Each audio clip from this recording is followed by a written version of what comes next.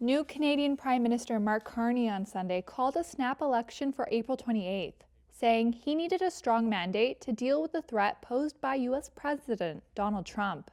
We are facing the most significant crisis of our lifetimes because of President Trump's unjustified trade actions and his threats to our sovereignty.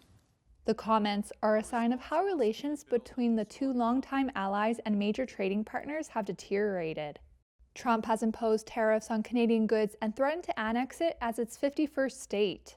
He wants to break us so America can own us. We will not let that happen. We're over the shock of the betrayal, but we should never forget the lessons. The White House did not immediately respond to a request for comment on Carney's remarks. Carney, who was sworn in on March 14th, captured the Liberal leadership by persuading party members he was the best person to tackle Trump.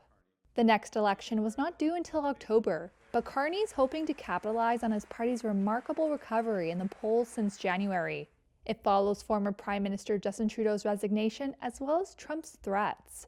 Earlier this month, Trump delayed a broad 25% tariff on some Canadian goods for 30 days. He has since imposed tariffs on steel and aluminum imports and threatened reciprocal tariffs on additional goods, including Canadian dairy and lumber, starting April 2nd.